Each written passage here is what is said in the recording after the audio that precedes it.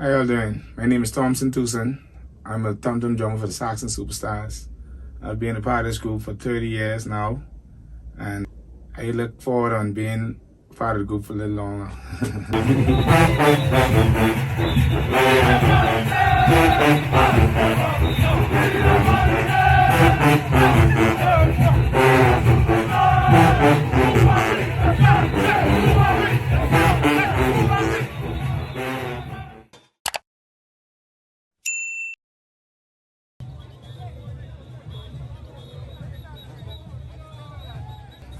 It's a typical Junkanoo story. I live in the community, Mason musician, Saxon's hard in the area.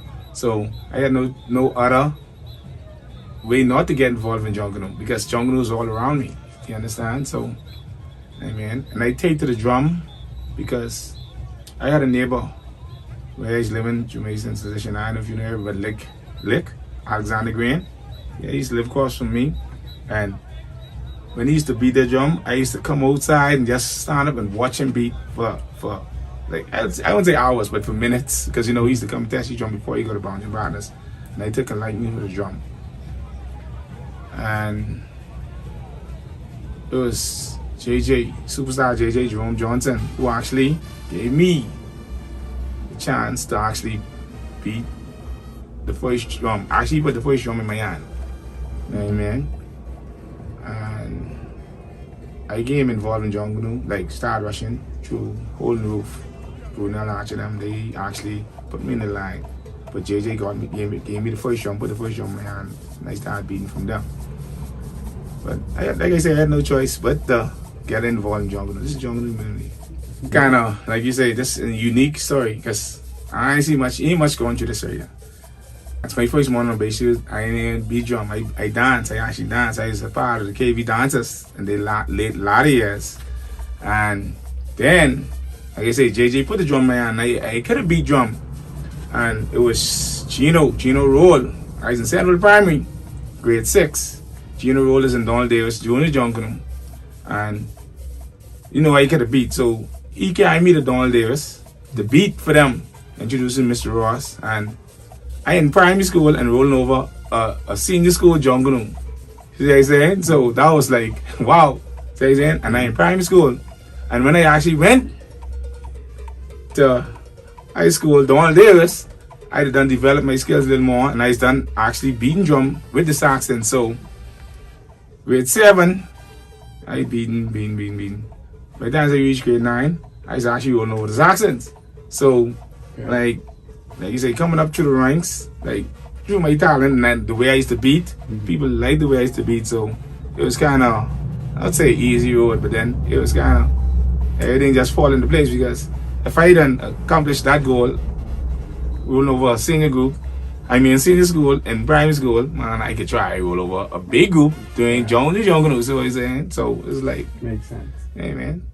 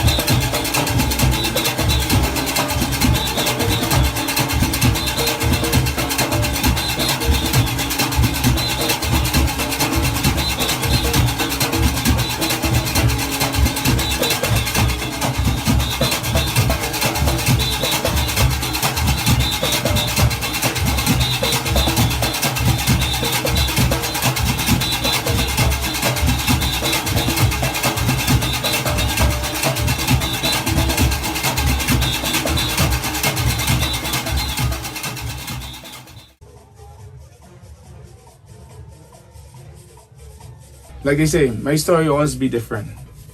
it was a morning, right? We won music, right? Lick roll over Bay Street, I roll over Shirley Street.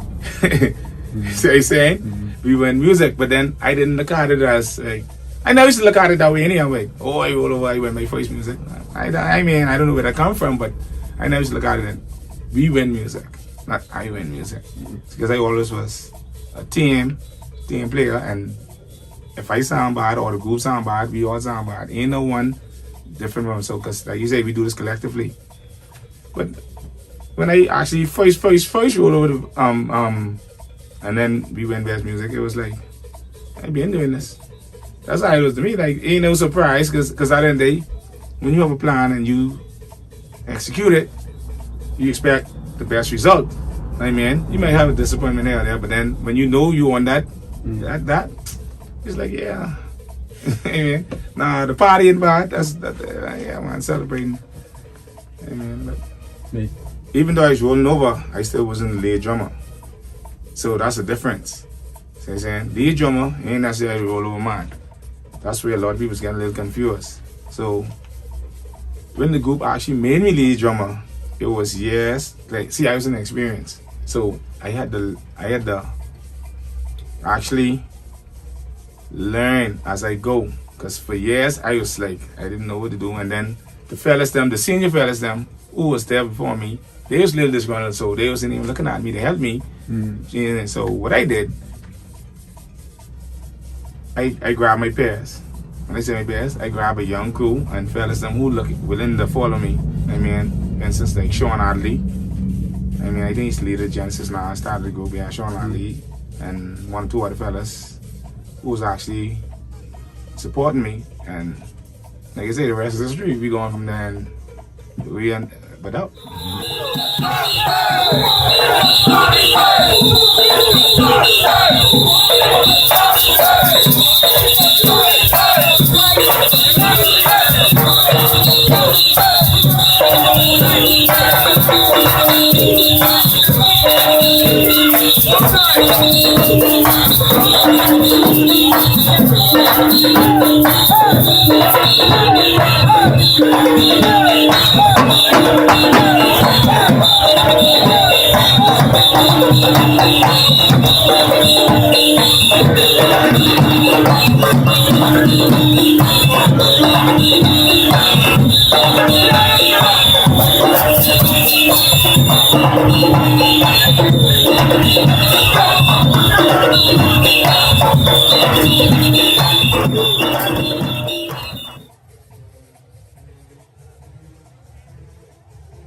See,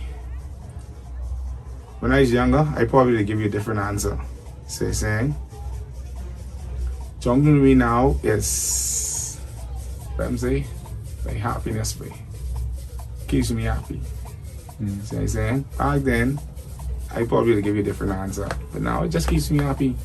See, saying, because if I ain't doing Junkanoo, I either working with my family, chilling, you know what I mean? But Junkanoo is it. Trust me. If you need some type of happiness or joy in your life, get in Junkanoo. Reason I gave you the answer because the years I've been in Junkanoo, what Junkanoo did for me in my life, you understand where I'm coming from, it made me see the world, for one. Experience a lot. Experience different cultures. You know what I mean? And even locally here, the way people look at me and like, I'm like a local celebrity. I could go places and like, hey, you straight? You know what I mean? People will be like, you know what I mean? So that's what I say. And then the reason I say that also, I get to see people, meet people, you know what I mean? Like, I wouldn't see a fella all year, but when Junkanoo come, I'll see him and they'll be like, yeah, how we doing? And I mean, it's just a camaraderie at all and just being around people, you know what I mean? Because when we were younger, they had us separated. I call it tribalism. We always was worrying about our group, this and that, and we was never together. Oh, where is the Warriors? Where I ain't hanging out with no Saxon, or I ain't hanging out with no Roots or no Wally. But as we go older, we realize it ain't making no sense. Because all is supposed to be one. And that's the only way, like you say, now this answer the next part of the question, that's the only way it could probably go up. the future Junkanoo now, whereas we start to think together, come together as one community, form cooperative, whereas everyone is crying for this money in Junkanoo. We can start making some serious money if we stick together and stop thinking tribalism, think for our group here, group there, you know what I mean? Whereas if somebody want me to put on a Junkanoo performance, the minimum I'm charging you a rate, let's say 500. We don't need nobody else to go less than that. If anything, go up. But because, oh babe, I want the job this and I want the job that. Oh, no. It's supposed to be a standard price for Junkanoo. And everything else from there go up, not down. And that's where I want to see Junkanoo in the future. Because we're supposed to then be making millions. If you ask me, you understand? So, yeah.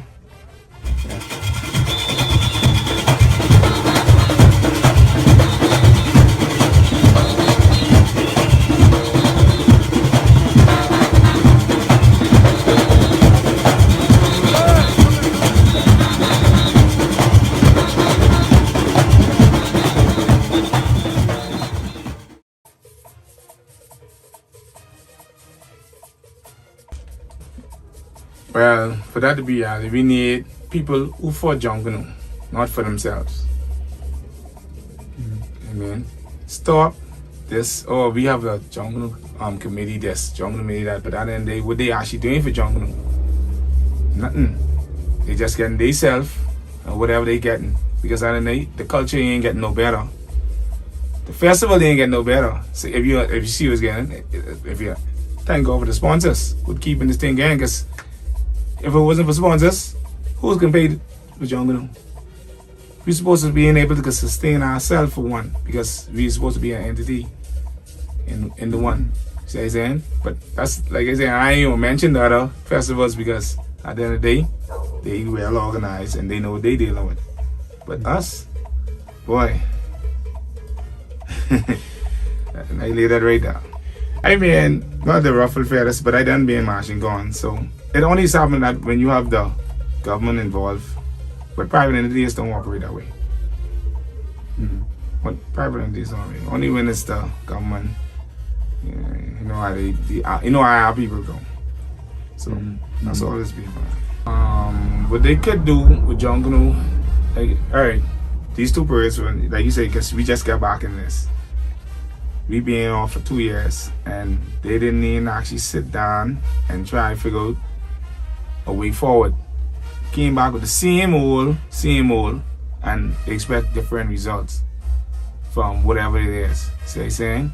So, like, moving forward, like, it's a lot of things we could do to change this. You know what I mean? And even generate more revenue. It could be, like you say, a festival where you go 2 to 3 days. It don't have to just be that one couple hours and we stretch out to kill the whatever time or whatever frame, because at the end of the day, we just put in a lot of work. Especially the costumes, the fellas who doing the costumes. Give a day for the costumes. See what I'm saying? That each costume, like the dancers, the lead costumes, give them a day.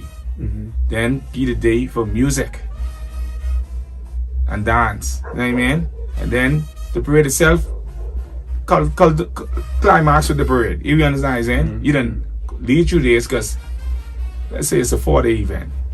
You're selling tickets. People get paid to come see. So you're saying? Monday, you're judging all the costumes. Everybody bring their costume up. And that's where you can implement the best looking bella on Bay Street, best looking drummer. See, you can even implement more. See what I'm saying? The free dance costume. Because you know they just free dance. They dance, and you just have some free dancers who they look dead good, but they can't dance. And then they get nothing. True. So with that, they could have days where they say, oh yeah, you done gain points from your costume. Then you just go on the parade and execute.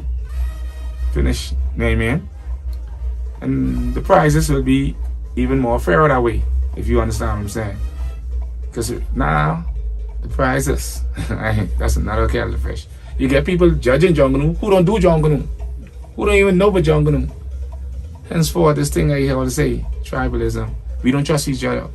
If we get How retired Junkanooers or even Junkanoos who ain't into it no more, just Junkanoo. Because they know what it takes, they know the work, they know what it is they're looking for. You know what I'm saying? But it's an obvious plan, but everyone seems to just say you ignoring it. You can't move forward like that.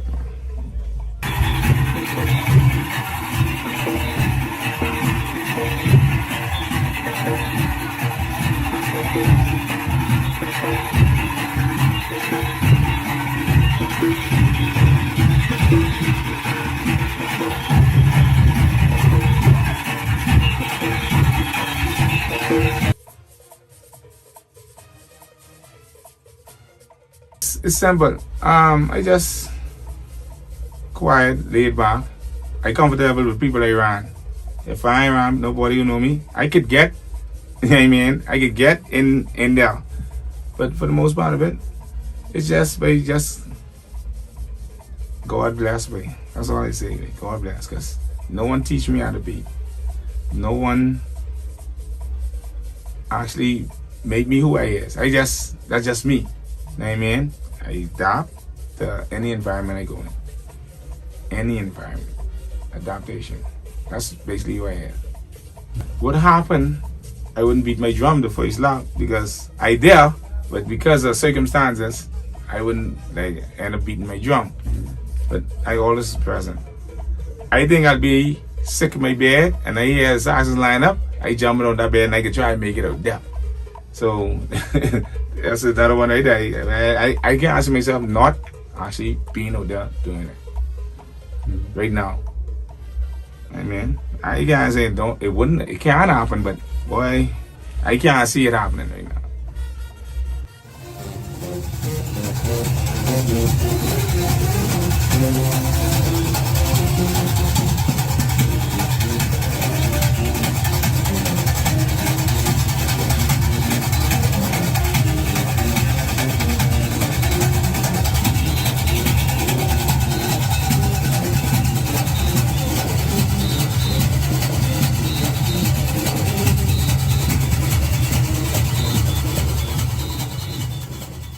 I am Thompson Toussaint, aka Racket, and this is RushCulture.